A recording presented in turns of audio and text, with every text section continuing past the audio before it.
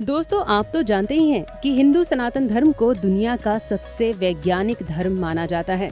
सिर्फ संसार का यही एक धर्म है जिसके ऋषि मुनियों ने हमारे वेद और पुराणों में ऐसे सिद्धांत दिए हैं जिन्हें आज पढ़कर नासा के वैज्ञानिक भी हैरान रह जाते हैं। आप ये भी जानते हैं कि शून्य का आविष्कार भारत में ही हुआ था, और अगर शून्य नहीं होता तो पूरी दुनिया में मैथमेटिक्स का इतना विकास आज तक नहीं होता।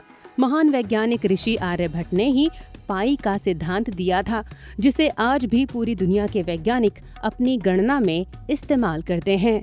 दोस्तों, ऐसी अनेक खोजें हैं जो हमारे वेदों और पुराणों की कॉपी कर अमेरिका, जर्मनी और ब्रिटेन के वैज्ञानिकों ने अपने सिद्धांत गढ़ लिए हैं। लेकिन दोस्तों, आज का हमारा ये वीडियो हमारे प्राचीन वैज्ञानिक ऋषियों पर आधारित नहीं है, बल्कि आज हम उन आधुनिक अंग्रेज वैज्ञानिकों की बात करेंगे जिन्हें ये एहसास हो गया है कि हिंदू धर्म सबसे वैज्ञानिक धर्म है, और ये जानते ही उन्होंने हिंदू धर्म को तुरंत अपना लिया।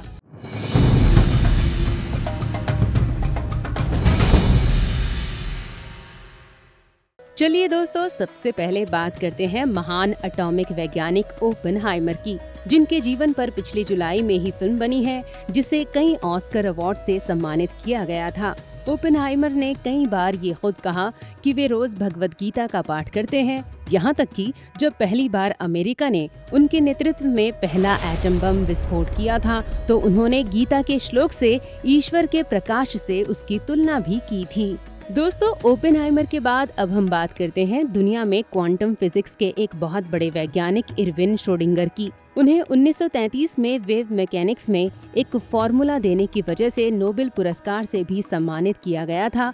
इरविन को हिंदू धर्म ग्रंथों में बहुत रुचि थी और वे अपनी क्वांटम फिजिक्स की रिसर्च में वेदों और उपनिषदों के अध्ययन को बहुत महत्व देते थे। उनके अनुसार क्वांटम फिजिक्स के सारे सिद्धांतों का वर्णन वेदों और उपनिषदों में हिंदुओं ने पहले ही लिख रखा था। यहाँ तक कि इरविन अपने बिस्तर के पास हमेशा हिंदू धर्म ग्रंथ रखते थे और उन्हें अक्सर पढ़ा करते थे। उनके वेदों के ज्ञान से प्रभावित होकर ही बायोलॉजी के महान वैज्ञानिक फ्रांसिस क्रिक ने भी डीएनए का मॉडल तैयार किया था।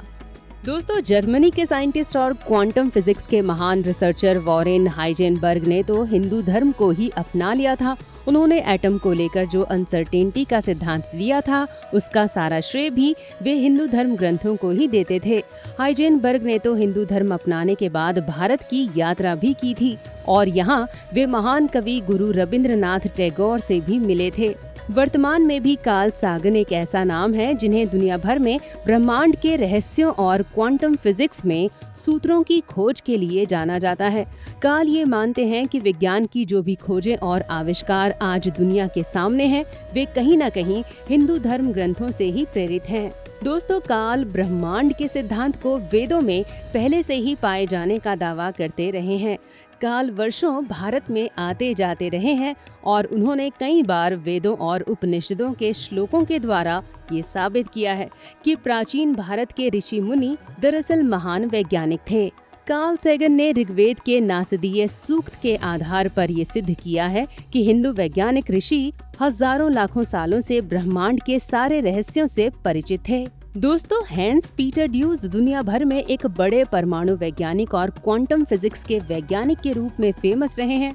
एक बार उन्होंने एक मंच से कहा था कि जब भी मैं साइंस के किसी भी मसले के बारे में रिसर्च करता हूँ तो मुझे यही लगता है जैसे मैं वेदों की दुनिया में चला गया हूँ और मुझे वहीं से अपने सारे सवालों के जवाब मिल जाते हैं। तो दोस्तों, देखा आपने कि न सिर्फ प्राचीन काल में हमारे वेद और पुराणों ने सारी दुनिया को विज्ञान के सिद्धांत दिए, बल्कि आज भी विदेशों में हमारे वेदों और पुराणों पर रिसर्च कर वैज्ञानिक नई नई खोजें कर लेते हैं। आज भले ही नासा शनि ग्रह पर अपने यान भेज चुका है, लेकिन हजारों सालों पहले आर्यभट्ट ने अपनी पुस्तक सूर्य सहस्त्र संहिता में शनि और पृथ्वी के बीच की दूरी बता दी थी और शनि पर पाए जाने वाले रिंग्स के बारे में भी बता दिया था। दोस्तों, कुछ वामपंथी और विदेशी हमारे धर्म को पिछड़ा मानते हैं, लेकिन जब बात विज्ञान की होती है तो नासा के वैज्ञानिक हो या फिर ओपेनहाइमर या फिर इरविन श्रोडिंगर, सभी हिंदू धर्म को एक वैज्ञानिक धर्म मानकर उसका सम्मान करते रहे हैं।